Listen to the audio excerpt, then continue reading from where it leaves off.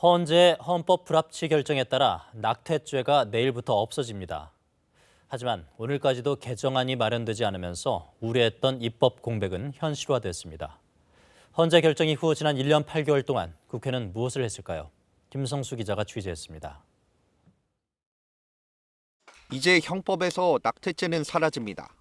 지난해 4월 헌법재판소의 헌법 불합치 결정에 따라 낙태 여성과 의사를 처벌하는 조항이 자동 삭제되기 때문입니다. 더 이상 낙태가 죄가 아닌 게 되는 겁니다. 하지만 낙태하는 여성을 지원하는 방안을 담아야 할 모자보건법은 바뀐 게 없습니다. 현실적인 문제점, 이를테면 낙태죄를 처벌하지 않게 된다라고 하더라도 어떤 식으로 그 임신 중절 행위를 좀 보호를 할 것인가. 헌법재판소가 국회에 준 1년 8개월. 국회에 발의된 모자보건법 개정안은 정부안을 포함해 모두 6건입니다. 헌법재판소가 정한 시한을 2달 남긴 지난 10월에야 처음 법안이 발의되기 시작했습니다. 복지 법안 소위에 법안이 상정되긴 했지만 회의 시간 부족을 이유로 심사는 연기됐습니다.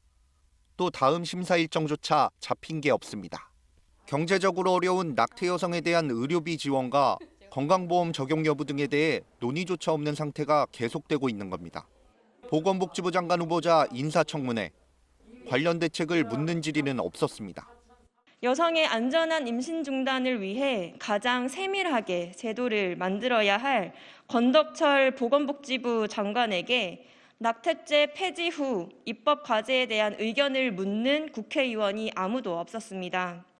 낙태 여성 보호와 의사의 낙태 수술 거부권, 그리고 약물을 통한 낙태 등 산적한 쟁점에 대한 입법 공백이 언제 해소될지 예상하기 어려운 상황입니다. KBS 뉴스 김성수입니다.